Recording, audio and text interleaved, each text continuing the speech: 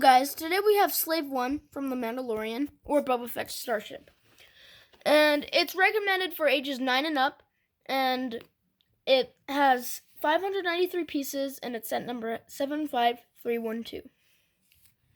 Now, this is on the planet where they tried to find out the coordinates for Moff Gideon's light cruiser. It has two minifigures, being Boba Fett, of course, and the Mandalorian. Featured on the box is Boba Fett. Here's the side art, which is basically just this zoomed in. And, yeah.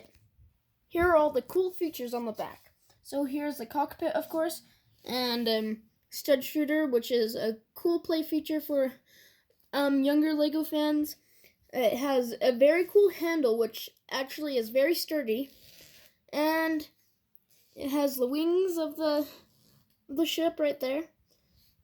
And the coolest of all for the play features is the display. I forgot the name. Anyway, let's get to the minifigures. Here are the two minifigures. I'll cover Boba Fett first. Here's our first minifigure, Boba Fett, and there is one big flaw that LEGO did to this. They did not accurately do the torso and helmet. It should be matching, the helmet color should be matching the torso, but LEGO didn't print it that way. But still, I'm pretty happy with this minifigure, regardless of that.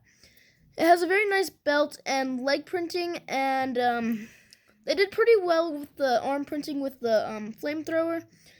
Now let's get to the back. Here we've got the jetpack, just plain and simple, but just a light green lime kind of. Not quite, but here is the jetpack, and let's see the back of the torso.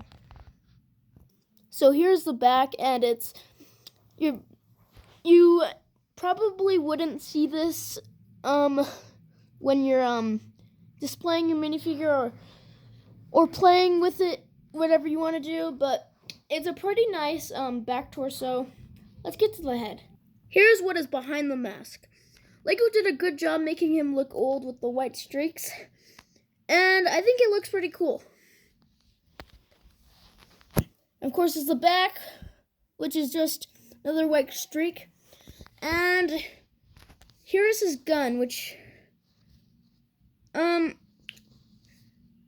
I think they used previous stuff like this, just a simple lightsaber hilt and a gun, which is pretty straightforward and good. And let's jump to the Mandalorian. Here we've got the Mandalorian, and pretty plain and simple, except he has a lighter helmet, which I really personally like the darker helmets. And the torso, they did a good job. He has full Beskar in this, and leg printing, plain and simple Beskar. They did pretty good with the arm printing. And let's jump to the back. So LEGO did indeed include a cape with him, and if you lift it up, it's just Beskar, of course. And let's see what's behind that mask of his. Of course, it's just going to be black, and blaster is just a small pistol, and they just did a silver type colored spear for his Beskar spear, which was nice of them to include in this one, which we all knew was coming, yeah. So let's jump to the build.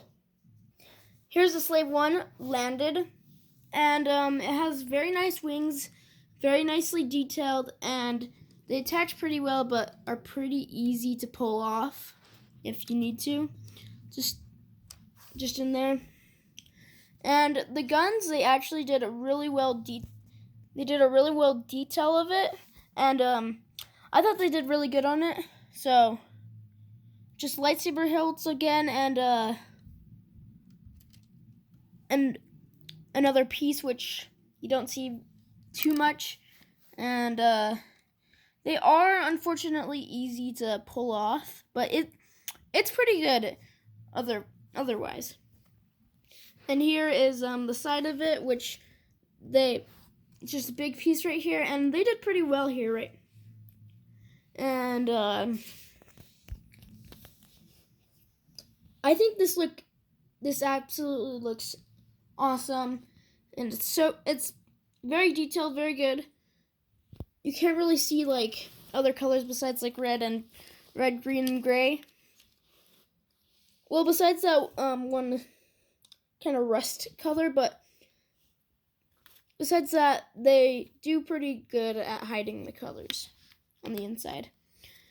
And here's the back where the engines, I believe, are.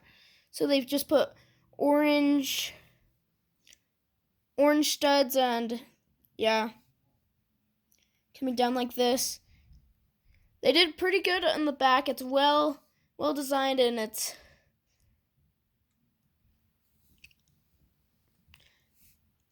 not easily broken.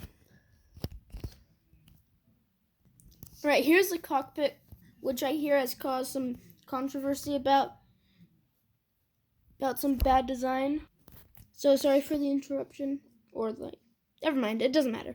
So here is Boba Fett in the cockpit, and in my opinion, isn't the best they could have done, but it's actually pretty good. Right here, you can see him there. The control panel is actually where his head is, so that's kind of weird and awkward. And there is a big gap right there. Well, it's small, of course, which some people were not happy about at all. But I think I can live with it. I think it's fine. But other people think otherwise. And it fits him pretty well, but you have to have him like sit down or something. And yeah. Well, we'll go to the stand. On second thought, I forgot about something. We will not go to the stand.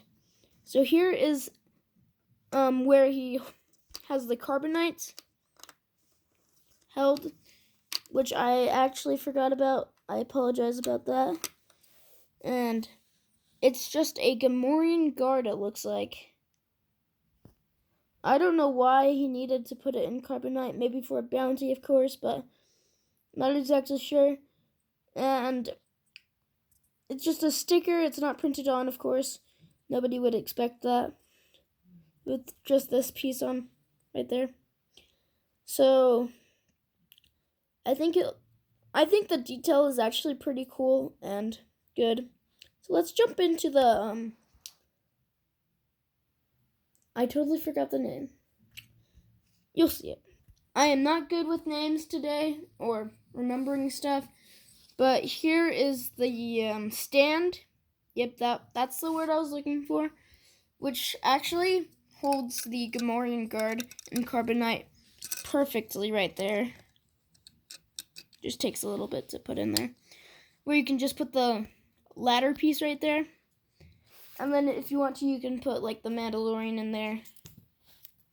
And you can transport the Gamorrean guard into the ship, of course. And it doubles up not only as like helping the carbonite into the ship. It also is the stand, which is actually awesome. So here's some footage of me trying to get it on the stand. Okay. Here we are right here. Oops. We'll just pull that up. Maybe put this in. Right here.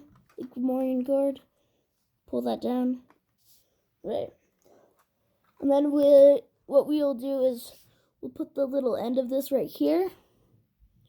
And put this on the end where tile is.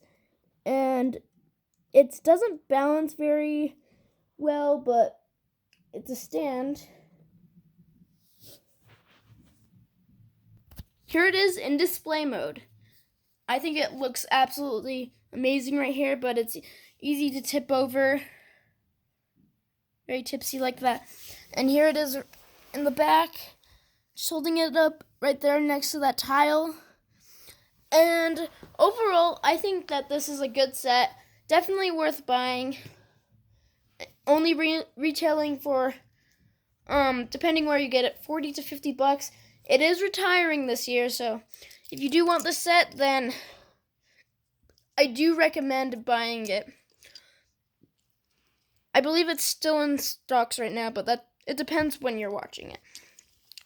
So, thank you for watching, and I hope you liked the review. Please tell me what I could have improved on in the comments. And I'll see you next time. Goodbye.